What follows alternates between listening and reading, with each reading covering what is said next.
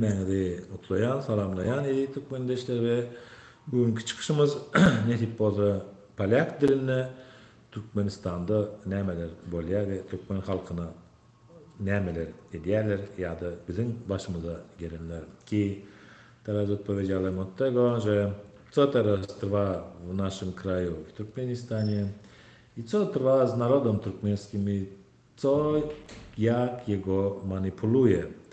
Ale od początku zaczniemy od naszego ulubionego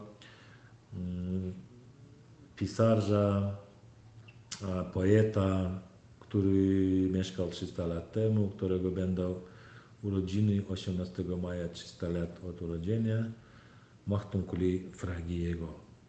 Czy chyba powinien przyjść? Tak to zaczyna. Maymulman bütün ýerde dostlarym barşamynyň ama barda gerekdir. O bolaman ahir iman isterim, hak kulnyň muradyny berse gerekdir. Bir gün kattagyny hatis şaşka. Bilet eşeğini dümürrüp takar. Ya mehdiğinden tuğunu diker, tüvüçüp detsarı da gerektir. Olu son dağda detsar bir anı dönür. Yanı baştan dinin sırağı yanar, Medine'de İsa Asman'ın diner, sak kurup meydanı dursa gerektir. Asman'ın Cebrail vurabilir, Mehdi'nin İsa zahanı arar, Medine şehrine padişah olur, 40 yıllık dövran sürse gerektir. 40 yılından odaklarına takar.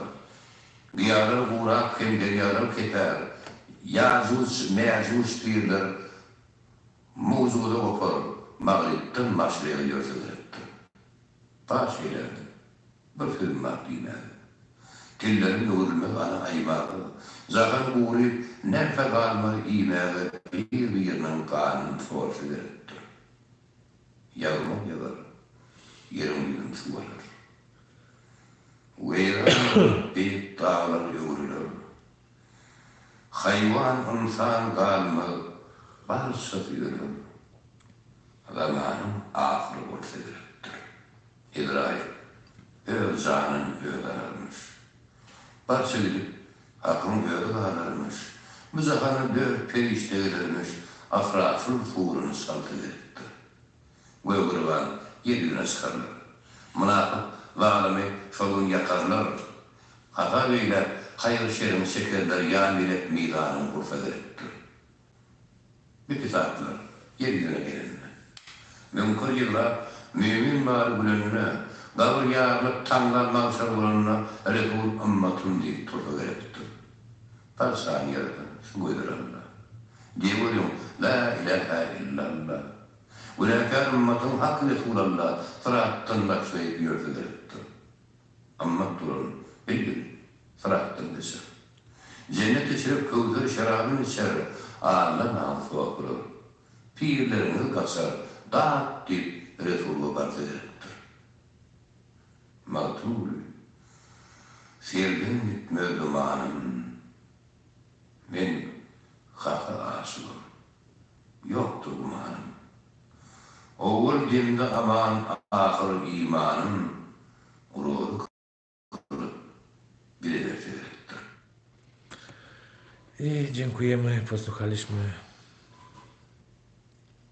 Mahtumkuli Fragiego, o jego wierszu, o życiu, o człowieku, o Bogie, o tych twarzach, o tych brzydkich rozdaniach, które kiedyś też będę. No teraz temat nie o tym. Teraz, dzisiaj będziemy mieć taką rozmowę. Na pewno to będzie część pierwsza i zacznę taki spokojny. Był 2020 rok i początek pandemii. Nachodziłem się w tej chwili w Turcji. No oczywiście z jakiego powodu, że trudno było w naszym Turkmenistanie, no teraz nie o to chodzi, tam też będziemy wracać czasem od sytuacji od chwili do chwili. I że pamiętam, jak to poszła ta pandemia, zamknęli drogi, nikt nas, Turkmenistańców, nas nie odebrał i nie chciał odbierać z tego miejsca. I kilka tysięcy, może by milionów osób zostało w Rosji, w Turkmenistanie, w Turcji, może być w tej chwili też byli Unii Europejskiej jakieś i w Ameryce i w innych krajach. No wiemy teraz, że jest teraz uchodźcy, obywatele Turkmenistanu w różnych ziemiach tego świata. Jak to poszło? Że z tej pandemii była taka sytuacja, że umarli razem kilkanaście osób, a jeżeli być jakiekolwiek tocznie, to po prostu mogę odpowiedzieć, że 52 osoby umarli razem. Umarli od COVID-a. Niestety nie od COVID-a. No i niestety nie swojej zwykłej śmiercią, ale umarli po prostu z niedobrego od używania niedobrego alkoholu. Że pamiętamy w tej sytuacji, że ten alkohol, który oni kupili albo gdzie jego kupili, to sprzedawali to w Stambule w takim miejscu Aksaraj Laleli, gdzie jest dużo sprzedawców, przyletają z Turkmenistanu ludzi, kobiety, właśnie taki robili biznes paulowy, może by сказать, tam coś z Turkmenistanu przywiozą, tam sprzedają i wyjeżdżają. I tam ten alkohol w tej stronie pokupali wszyscy, nie tylko Turkmeny, Uzbeki, Kazaki, Azerbejdżancy, Gruziny, inne narodowości, różne narodowości. Ale umarli tylko Turkmeny. No i dobra. Skąd poznaliśmy taką sytuację, że tyle osób, takie 52 osoby razem umarli w Stambule? Skąd to poznaliśmy? Poznaliśmy to oczywiście, że z informacyjnych kanałów tureckich, które opowiedzieli tam, jak teraz mogę to powiedzieć, na przykład Show TV, albo tam ATV, albo to jakikolwiek kanał telewizyjny w Turcji, który odpowiedział tam 5 osób znaleziono zmarłymi w takim miejscu, 15 osób znaleziono w takim miejscu, ale wszyscy umarli od alkoholu. I była taka sytuacja, że kiedy zaczęli ich chronić, robić ich groby, chronić ich tam w ziemię, cmentarzu, taki pod imieniem takim Kilios, który jest w Stambulu, i po prostu dla tych osób, które nie mają urodzin. Tak jest napisane. Kilios, kimsesizler mezarlığı. To znaczy, że Kilios, cmentarz sirot po prostu. Taką przetłumaczenie będę. I jak zobaczyliśmy, ktoś zaczął wystawiać w sieciach takich na przykład, które używają Turkmenistańcy najbardziej niestety, tak jest taka sieć socjalna, nazywa się IMO, tam zaczęli wystawiać, że umarli, kogoś schronili, kogoś ponieśli, ale takie dużo osób, i to wszystko jest na moim kanale YouTube. Od początku to wykładam, że wszystko z tego zaczęło, że po prostu widzimy, że ludzie chronią do grobu, do ziemi i po prostu zostawiają na nim numer.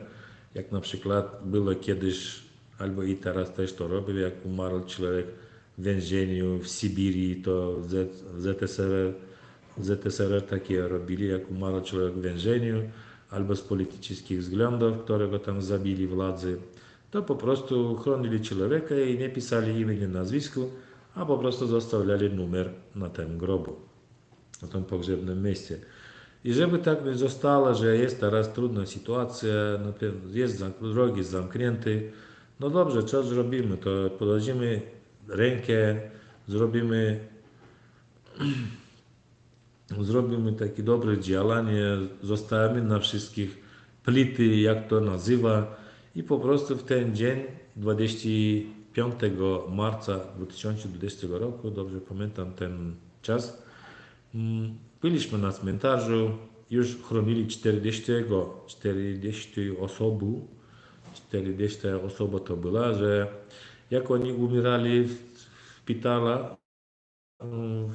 było dużo osób umarłych w tej chwili, jak COVID, cały czas to działało, 24 godziny na całą dobę, 7 dni, cmentarz był otwarty, ale żeby oni, jak była taka sytuacja, że do policji poszliśmy, u policji nie mogli wziąć ni żadnej informacji, że po prostu nam powiedzieli, kim jesteście? Jesteście jakieś fundacje, jesteście jakimś konsulatem albo z jakiegoś urzędu turkmeńskiego. Nie, jesteśmy po prostu narodem turkmeńskim, że chcemy pochronić naszych braci. Widzimy numer, ale nie znamy, kto tam leży.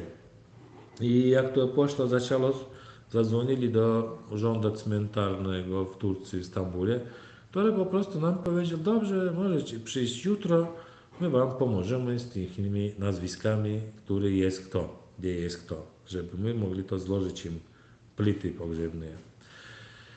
I jak następny dzień my przyszli do urzędu cmentarzego, już tam na nas tam już był taki inny człowiek, taki kierownik tego urzędu, no i coś takiego, po prostu nas nakrzyczał, kim jesteście, dlaczego przyszli, co chcecie zrobić, ale jesteśmy ludźmi i po prostu chcemy, żeby nasi bracia nie zostali pod numerami, że wiadomo, że w takim miejscu, które nazywa się cmentarz do ludzi, sirot, jest taka sytuacja naprawdę, że jest po 2 roki po pogrzebu, nikt tam nie przychodzi do tego miejsca, to po prostu to miejsce już zniknie, zniknie, że tam już nowa osoba będzie pogrzebiona i już nikt nie poznaje, gdzie jest ten człowiek, że gdzie on jest pogrzebiony.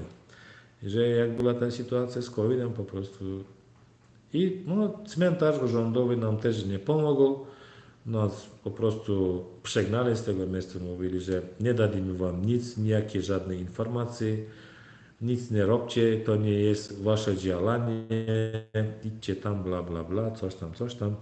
No dobra, nie staliśmy z nimi krzyczeć, robić jakiś tam skandal albo coś, po prostu wyszliśmy i po prostu poszliśmy tam do jednego człowieka, znaleźli na cmentarzu takiego robotnika dobrego, nie będę teraz mówić jego imienia, żeby on nie miał problem. I po prostu poprosili jego, że jak on może, jeżeli on ma dostęp do tych numerów i nazwisk, które jest tam do Turkmenów, to poprosiliśmy jego, że jak on to zrobi, to po prostu zapłacimy jemu te pieniądze za te plity, żeby to wystawić. I dzięki Bogu udało się nam w tej chwili i po prostu za tydzień, ale robiliśmy tylko nie to sami, było dużo osób, które to robili.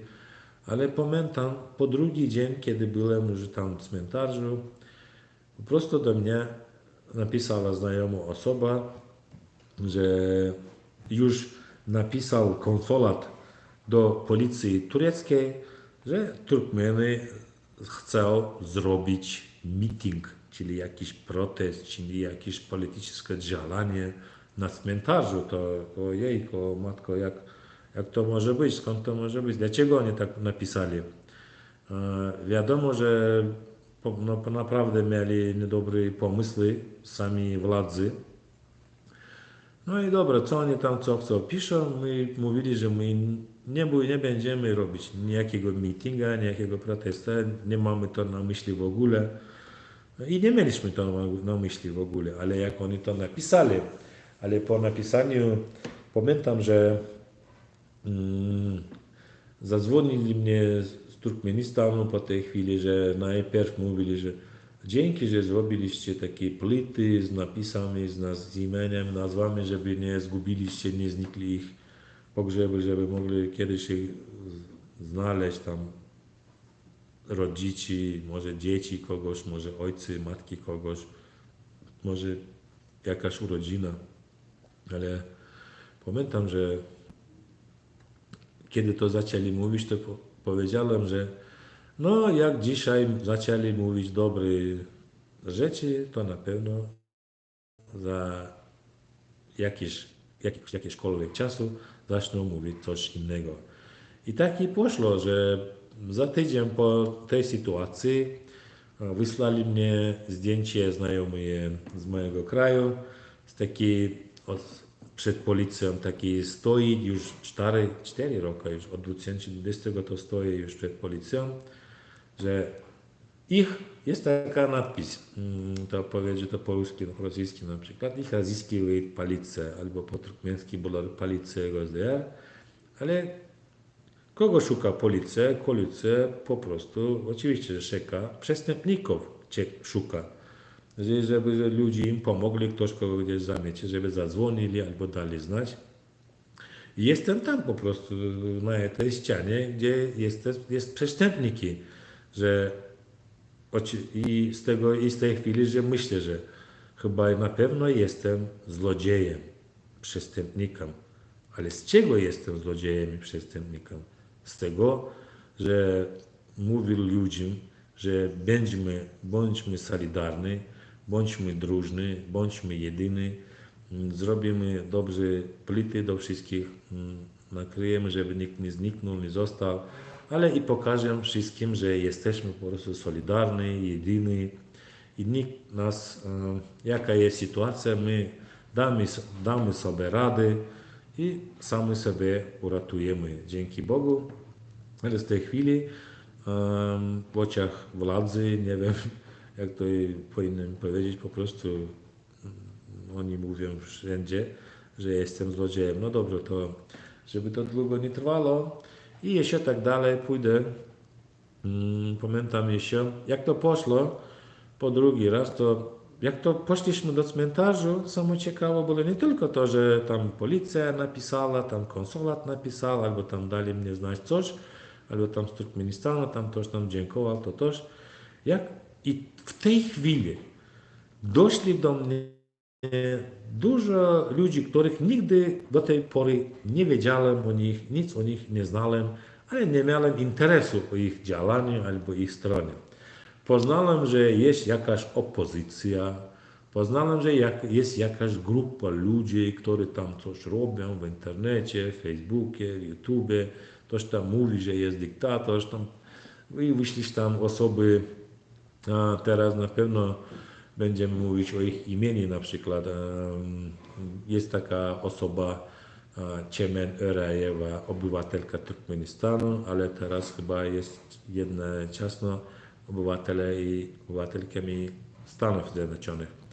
Albo ona, jej tam koledzy, tam jeszcze jakiśkolwiek innych ludzi, taki na przykład Azad Hajpajew, tam Kuba ma takie prozwiście, Atajan Kalandarow ma taki Aziz Doktor, on tak się zna. Po prostu ten poszli, potem taki był człowiek, który tam i teraz jeszcze ma występy na YouTubie, mieszka już od kilkanaście lat, nie wiem, to kilkudziesiąt lat, 20 więcej, 30 lat, czy coś takiego.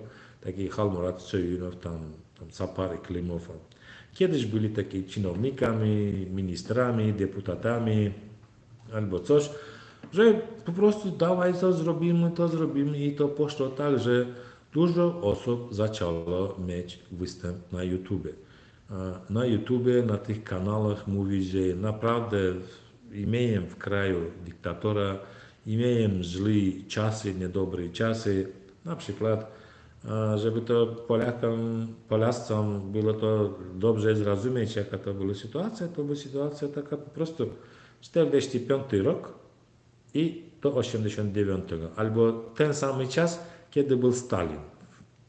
Kiedy był Stalin u władzy w Moskwie w Związku Radzieckim, no i Polska była podłączona do Związku Radzieckiego i pamiętam taką odpowiedź Polaków, którzy mówili od 45 do 56 roku ludzi, mieszkańcy polscy albo naród polski nie mieli w domu ni żadnej broni, ni do ochoty na przykład też nie mieli, chyba była taka sytuacja, ale teraz my mamy to samo teraz, nie 45, nie 89, ale mamy to od 2000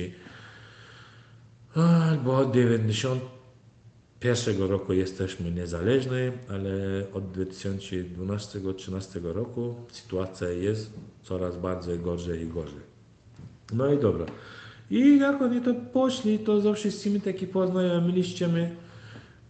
Poznałem takie dużo osób w internecie. Byłem w tej chwili w Turcji. Oni taki do mnie mówili, takie zaczniemy to, podniemy to, zrobimy to. Ja im mówię, to na pewno co wy mówicie, co wy robicie, zobaczymy co będzie dalej. I taki jak skończyliśmy tym cmentarzem, po prostu odpowiedziałem im jedną rzecz. Ja nie chcę z wami mieć w ogóle nic ничего общего не хочу с вами иметь, потому что вам wszystkim nie wierzę. Ale to był mart miesiąc. Przyszedł kwiecień i niestety, że jutro też jest 27 kwietnia.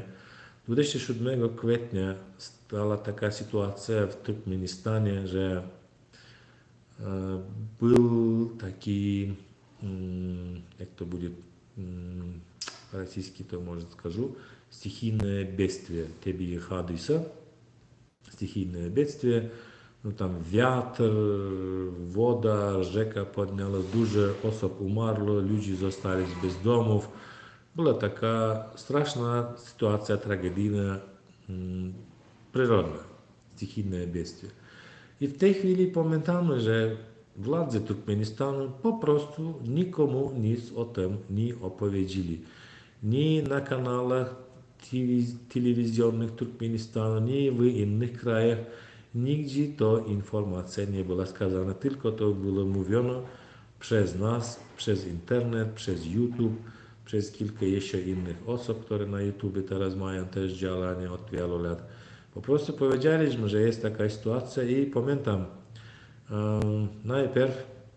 najpierw w Ameryce 28, czyli 9 kwietnia wyszli takie kilka chłopaków przed konsulatem turkmeńskim, który jest w Ameryce i po prostu przyszli tam z kwiatami i napisali, że Turkmenistan, Mary, Charjo, to jest taki Lebap, takie województwa Lebap i Mary, to jest Merw i Lebap.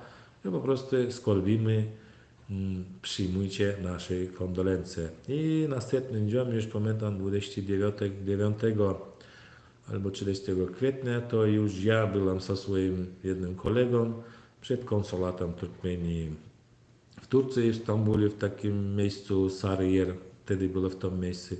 Po prostu przyszliśmy tam, był tam policjant w budce swojej, któremu mówili, że kilka dni temu była taka straszna sytuacja w Turkmenistanie, w takich województwach.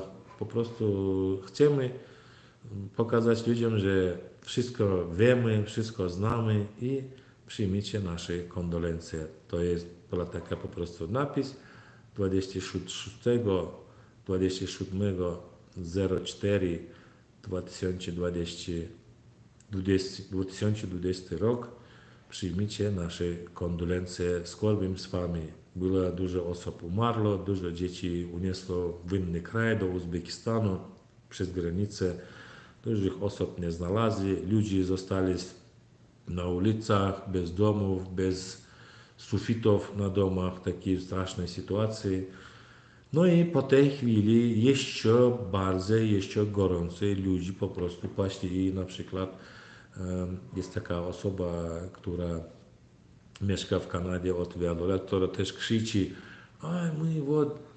no nie wiem co ona tam krzyczy, różne rzeczy, krzyczy, że tak, a potem krzyczy, że tak, inaczej. Po prostu jest taki człowiek, który jest urodzony w Iranu, jest irańskim Turkmenem, potem jakiśkolwiek mieszkał w Turkmenistanie przy władzy Turkmenbaszy, ale potem wyjechał z jakiegoś powodu, nie wiadomo, to z teraźniejszymi władzami coś nie zrobiliście, ale nie zrozumieli coś z poprzednimi, bo z następnymi. No jest taki człowiek, nazywa się Muhammed Diyeji, który mieszka w Kanadzie. I jak to poszło, pamiętam, dużo osób, kilka tysięcy osób, to było 21 maja, dużo osób, na pewno takie kilka tysięcy osób, najmniej to 5-10 tysięcy osób poszli do konsulatu turkmeńskiego. To najbardziej i najwięcej to byli kobiety, które tam studiują, które tam zarabiają, niestety pracują. Poszli do konsulatu i mówili taki, po prostu zrobili meeting, przyszli przed konsulatem, że nie chcemy tego prawительstwa, które za umarłymi nie przyjechali, za żywymi też nie przyjechali, w moment COVID-a nikogo nie zabrali, ale jak taka sytuacja, po prostu siedział i milczał, że nic tam nie stało. I niejakiej pomocy nie zrobili.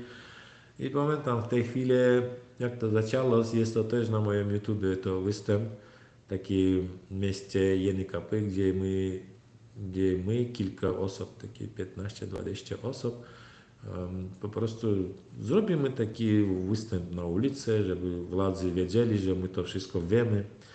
I było takie do mnie pytanie. Panie Serdarze, a do kogo, кому доверяешь из тех, кто сидит в интернете? Po prostu jak który mi odpowiedział, że nikomu z nich, kto jest w internecie, tam krzyczy już od 30 lat, robi opozycję, walczy tam przeciwko władzy, tam ktoś tam siedzi od 15 lat, walczymy przeciwko władzy, tam nie wiem, tak to jakiekolwiek tam to są władzy, to po prostu powiedziałem, że nikomu z nich nie wierzę i wam mówię, żeby nie wierzyli im, że będzie taka gorzka sytuacja, że oni teraz was po prostu takie idziemy na mitingi, idziemy na protesty, podнимут, покричат, а потом просто выключить свои ютубы, выключить свои телефоны, и все от вас все убегут или спрячутся, а вас оставят посередине, так как народ, niestety mamy taką sytuację, że jak tam mówią, żeby zgubić naród jakiegoś kraju, nie нужны bomby atomowe, nie, jak tam mówię, nie нужны bomby atomowe, nie нужны jakieś broni, po prostu zakazuj im, albo zamknij im szkoły, nie nadawaj im dobrego obrazowania, informacji, żeby oni zostali taki w swoim, как бы сказать, да, чтобы оставить людей просто как курятники. I jak to poszło, pamiętam, że zebraliśmy z ludźmi, już było dobre działanie, ludzie po prostu szli, myśleli, wierzyli i teraz to wierzymy oczywiście w to, wierzyli w to wszystko. Była taka odpowiedź, że wszystkim powiedział, że przed wyjazdem z Turkmenistanu w 2018 roku miałem taką informację od człowieka, po prostu nie mogę teraz mówić, jak on ma na imię i nazwisko, jak ten człowiek albo człowieki. On teraz jest w Turkmenistanie i to może być jemu straszne problemy, albo mogą jego zabić, stracić jemu życie.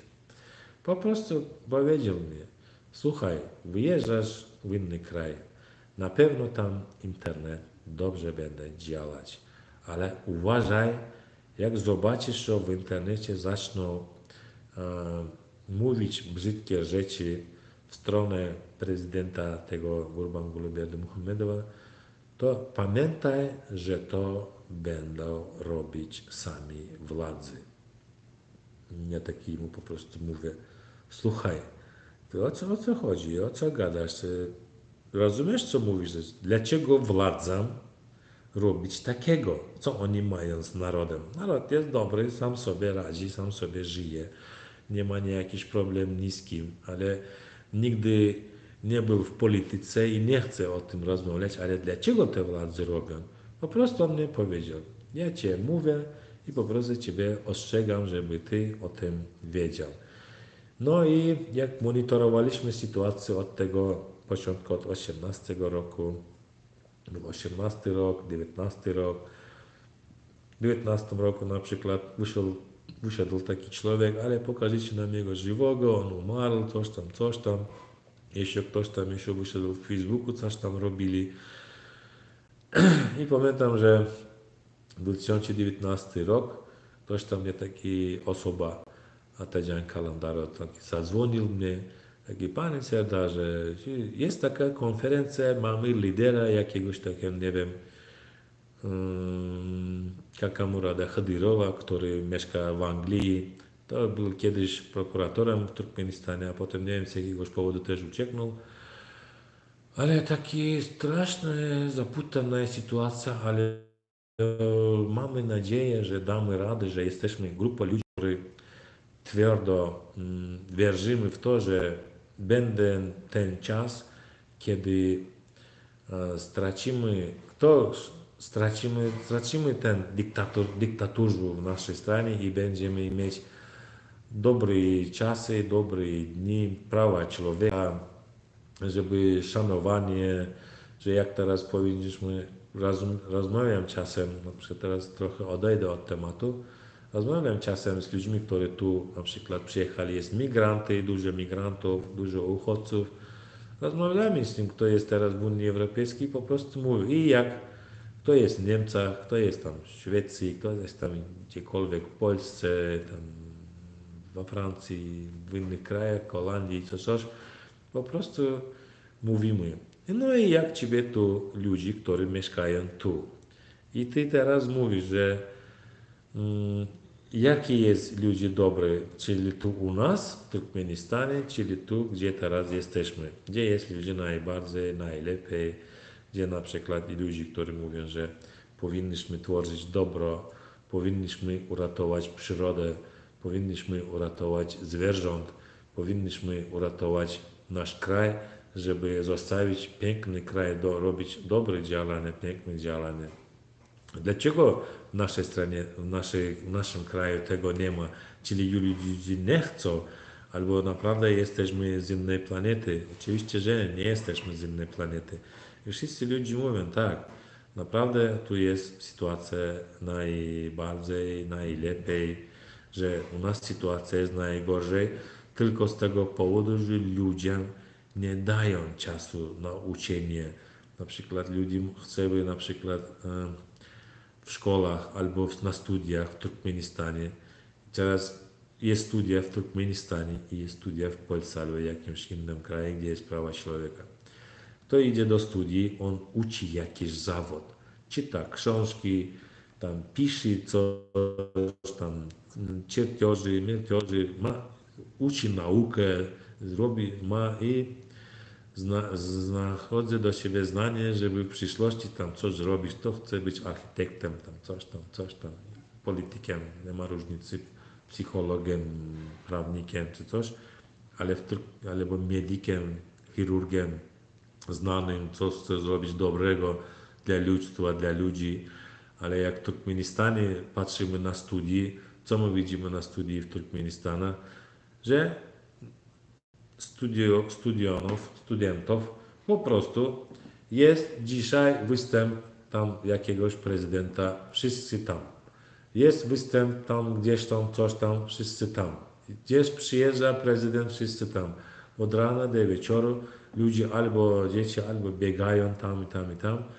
I no zobacz, jak to może być. Jak człowiek przyszedł do studii, on powinien uczyć się tej studii. Ale w Turkmenistanie w studiach nie uczą. W studiach prosto im mówią. Dzisiaj będziemy kopać, ale kopać to znaczy spinać, a po rosyjsku w общем pachać ziemię. Людей забирают, они копают землю, учистят улицы, выступляют, сидят целый день в каких-то бесполезных концертах, выступлениях, слушают какую-то бесполезную речь. I przepraszam, że czasem przechodzę na język polski. I teraz chcę taki dać taki przerwa, żeby posłuchaliśmy taki jeszcze jeden wiersz od Mahmuduli Fragiego, Budę wy, ten problem albo to życie. Bilirdi. Kiş değiledin geydim şundağın ne beladır. Kim teşekkür bilirdi. Aşık dağın haftalar göğün boynundan göğük titreyip çekebilmeli giderdi. Aşk yeter etmeli yanına çırağlar. Aşka düştü kuşlar emrer gurt ağlar. Yeğler kaymatlı kuvvatlı dağlar. Dağışlar eri çekebilmeli giderdi. Kimdir şunun yükün çeken merdana? Gerek gördü. Korkup düştü gerdana. Zemin cümlü şeyler gelirler bana şöller düzler çekebilmelidirlerdi. 5 Kasım sıkmış arşın büyüğüne. Tağımı korkup eğilmiş yerin teyine. Kaçtı geriye adam adlı boyuna 400 yıllar şekeline giderdi. Matım var. 80 derdi düğünden. Ağzı olup şikayet etmedi bundan. Bir ölmek, ayrılmak, galip dilimden. Peder bile miras koymuş giderdi. Так, махтум гули фраги. Это не региахту olsun, Царство ему небесное.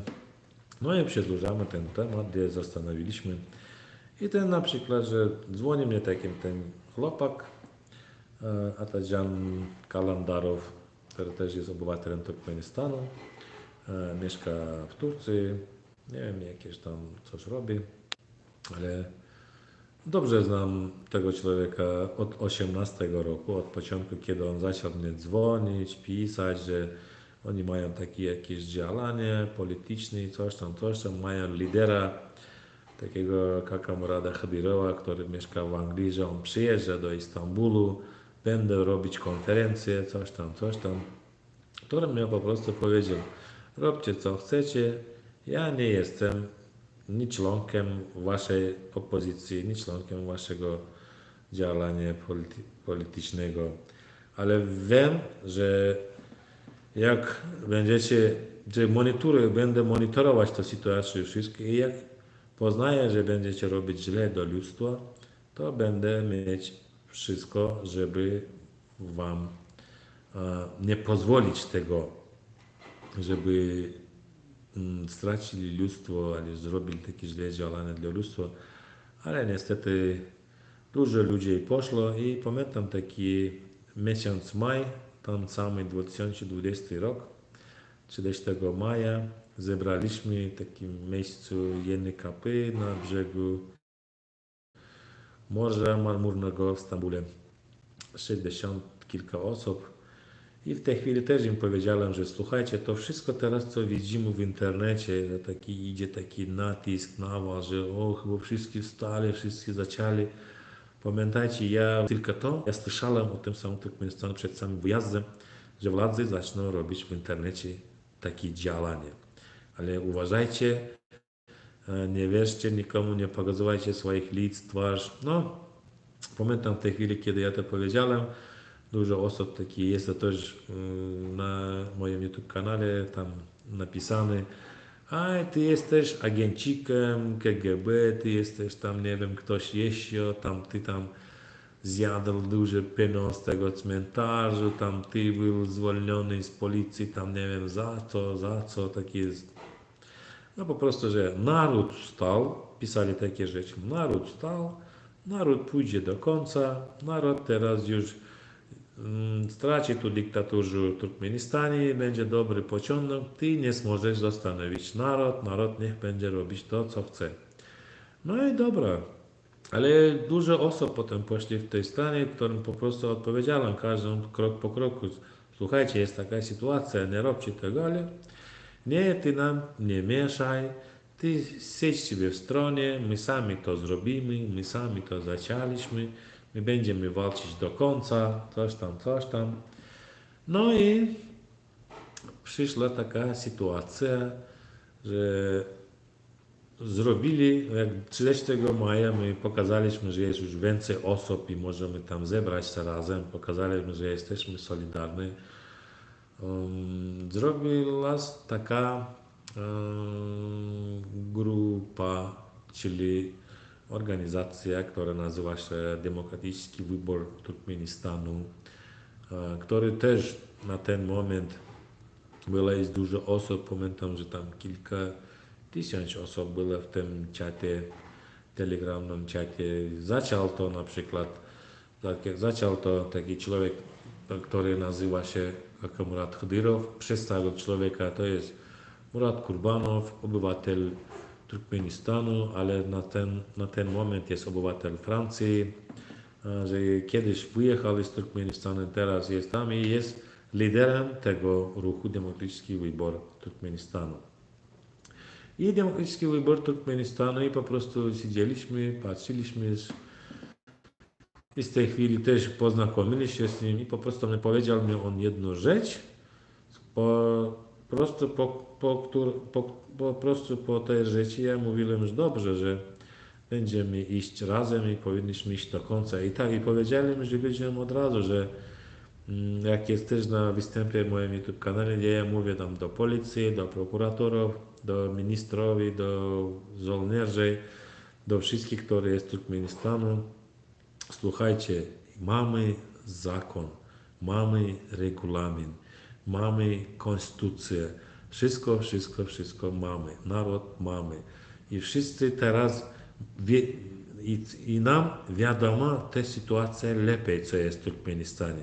Na przykład Polak, czyli Anglicanin, czyli jakiś Amerykanin, czyli jakiś tam Żyd, albo tam Chińczyk, albo Japończyk, on na pewno otworzy sobie internet albo telewizję turkmeńską i zawsze tam uwidzi takie dobre działania, jak powiedziałem.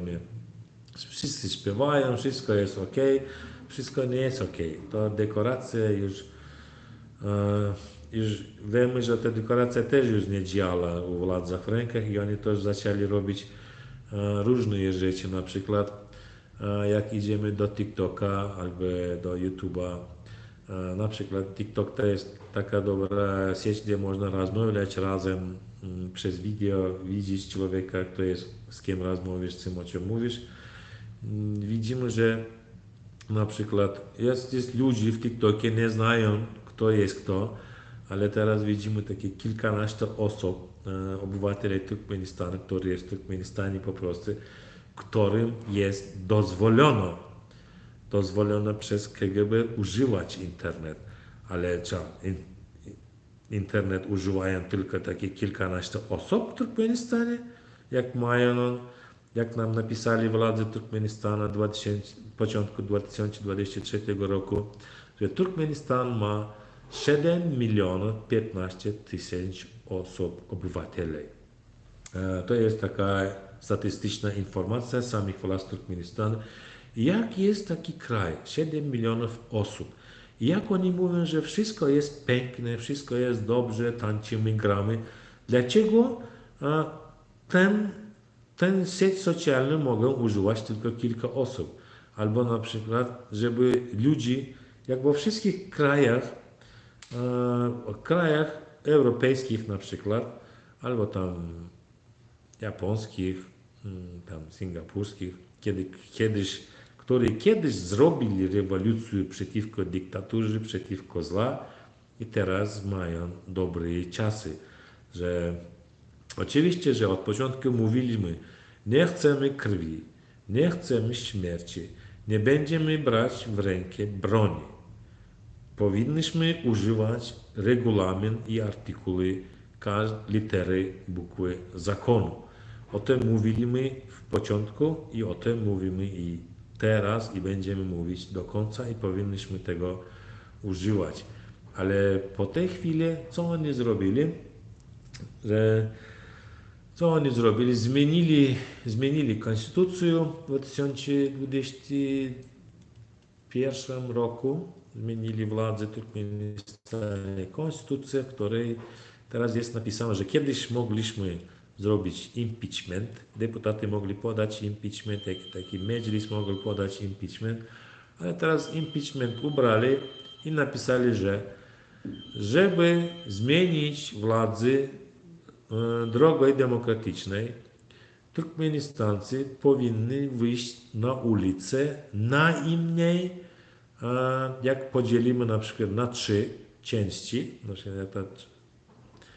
pierwsza z trzeciej, jak to będzie, na przykład jak oni powiedzieli, że teraz jest tam 7 milionów osób, to podzielimy to na 3, to widzimy 2 miliony 300 tysięcy osób powinniście wyjść na ulicę i mówić, że nie chcą tej władzy. Po prostu stracili ważność deputatów, dlaczego oni tam нужны, stracili ważność wszystkich. Teraz ważny w tym kraju jest tylko sam prezydent i jego syn prezydent, jak i mówiliśmy, była taka żmija z jednej głową, teraz mamy drakona z 2 głowami, który idzie w tę stronę i mówi, że ja będę mieć 3 głowy i będzie 3-głowym drakonem. No Dziś za chwilę skończy nam czas. Dziś część pierwsza jest kończona. Mam nadzieję, że następny piątek, jak będę tu jeszcze w Polsce, albo nie będę w Polsce, nie ma różnicy, gdzieś będzie, to na pewno następny piątek będzie druga część. Już na pewno odpowiadamy wszystko, kto jest kto. A jak to jest jeszcze i nagrano przez YouTube, to też poproszę pisać komentarze, pisać pytanie, że to teraz co zrobiliśmy, jakie analizy zrobili ze swoimi kolegami, którzy jeszcze jest w tej stanie do końca idziemy, kogoś poznaliśmy, kto jest drugą ręką dyktatora w Unii Europejskiej, kto jest drugą ręką dyktatora Berdy Muhammedowa w Stanach Zjednoczonych, to jest drugą ręką w innych krajach, w Rosji, tam w Turcji, gdzieś indziej. O tym wszystko wiemy, już krok po kroku idziemy, a skąd to możemy, czyli skąd to robimy, dlaczego to robimy, że powinniśmy uratować swój naród i swój kraj, że jak jesteśmy wszyscy pod Bogiem, dzięki Bogu, dzięki Allahu, od urodzenia jest muzułmaninem. Mam nadzieję, że do końca swojego życia zostanę muzułmaninem i tylko może być tego, nie tylko tego, że jestem tylko człowiekiem i nie tylko człowiekiem, że jest nakazy Boga o wszystkich wierzach, o wszystkich monoteistycznych wierach, które idą od Abrahama, alejhissalama, od Mojżesza, alejhissalama, od Jezusa, alejhissalama i od naszego ulubionego ostatniego proroka. To wszyscy proroki jest ulubiony i ostatni prorok jest Muhammad Mustafa sallallahu alaihi wasallam. Тоже mówił: robcie dobro, zakazujcie zło. Jak możecie to ubrać, stracić ręką, to zróbcie to. Jak nie możecie, to nie miecie siły na to, to mówcie swoim językom, że jest takie zło. Jak i to nie możecie, to po prostu nie bądźcie poleznymi idiotami dla dyktatorów i dla tych ludzi, którzy robią zło. I teraz skończymy nasz dzisiejszy temat, taki maleńką piosenką w stylu rapu od naszego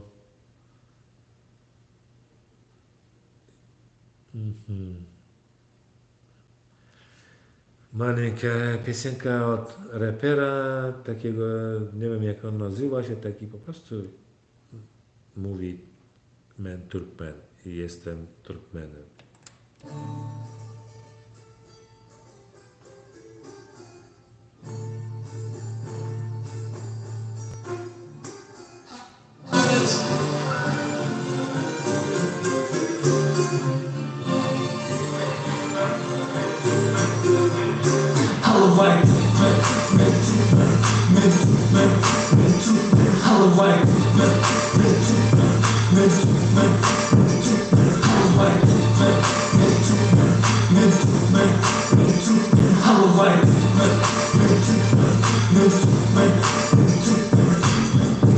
Yaman, iki dört Türkmen. Üçün kalktı vaziyette tüytüktüm. Tüyten kırpın, kıvır kurtur. Rolokan yardımda diyor kurun Türkmen. Çöçay dertu, entanın dertu. Tankılına başkanın dertu. Bırakçay dertu, malayında dertu. Doğurda kırıp, tanrısını unuttum. Allah bay, Allah, Allah. Hipapetsin, yanıkanında kaldım. Kısıtmeten koronopu, tazalı sadım. Yardı Türkmenler dinletin yuvaş bakın. Kalın bay,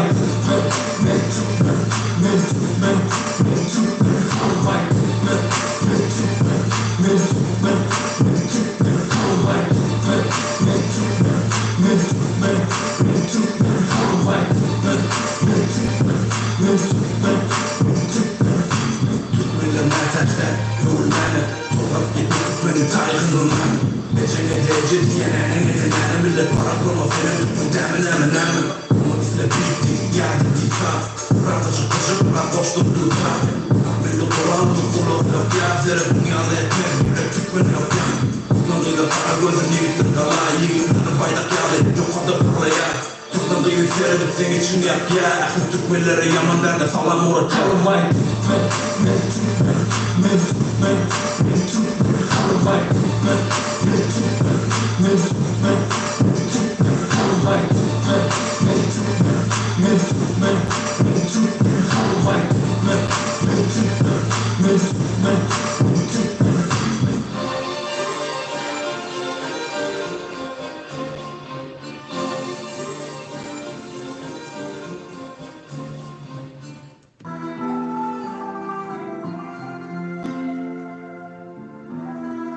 Canelerim, kaderimden düştüm.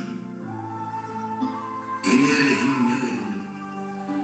40 kuvan bilen çıkıp bir kanelerim. Parmağı bir canım, derya ummanelerim. Tör dayım, tör sağlıktı, diğerinin canelerim. Dokuday tamam mulli, sonra canelerim. Vatandaşım götürdür uçuğu, deyimlerime girip uludurur bunluğu. Lekhnemi derdim, dururdum ayağa. Elini verdim, dönürdüm soru sağa. İhtiyaç yetendi, iğnerin anemi. 3 yaşıma yetendi, uyuyu varmıyordum. 5 yaşıma vardım, yeniden rahat dilerdim. 7 yaşı yetimde doğru düşmanım verdim. 9 yaşı yetimde 5 vakit namaz kılırdım. 10 yaşımı yetimde edip erkan edildim. 10 kadeh yerkime kıvrar büyük atardım. 13 yaşı yetimde akıl beşliği tuturdum. 15 yetimde tir tüpem atardım. 17 yıllarımda ısık yoldarzını götürdüm. Tak, bardzo dziękujemy Mahmoudli Fragiemu, który odpowiada nam wszystko od 300 lat temu, powiedział nam, co powinniśmy robić przeciwko zła. I taki wiersz na ostatnie. Turkmenim. Pomiędzy Ceyhun a Morzem Hazarskim jest taka rzeka Ceyhun Amudarya i Morze Hazarskie. Pomiędzy Ceyhun a Morzem Hazarskim nad pustynią wieje wiatr turkmeński. Jego pączek róży jest rzeźnicą mojego czarnego oka. Z ciemnej góry schodzi rzeka Turkmenów. Pan go wywyższył i oddał pod swoją opiekę. Jego wielbłądy i jego stada pasą się po pustyni. Kwiaty wielu odcieni otwierają się na jego zielonych letnich pastwiskach, przesiąknięta zapachem bazylii pustynia Turkmenów. Jego wróżki wchodzą ubrane w czerwień i zieleń. Unosi się z nich zapach ambry. By książę i starsi są panami kraju, razem podtrzymują piękne ziemię turkmeńską. Jest synem bohatera, bohaterem jest jego ojciec. Gorogli jego brat, pijany na głowę. Gdyby go ścigali po górach lub równinach, myśliwi nie mogą go wziąć żywcem. Synem tej pantery jest Turkmen. Serca, piersi i głowy są jednością, kiedy trzyma zbierająca się ziemię i góry się kruszą. Gdy przy jednym stole przygotowywane jest jedzenie, wniośle jest przeznaczenie Turkmenów. Tireler kardeşler bir bolup başlar, bir suprada tayyar kılınsa açlar, götürler olup bağlı Türkmenim. Sağ olun ilgililer, bardzo dziękujemy wszystkim, kto słuchał i dziś skończyliśmy naszą rozmowę, część pierwsza. Następny piątek będziemy czekali z waszymi pytaniami, będzie część druga i najciekawiejsze, że coraz jest sytuacja najciekawiejsza, najostrzejsza, najdedukcyjna, może być tak powiedzieć. Bardzo dziękuję, do widzenia wszystkim, trzymajcie się.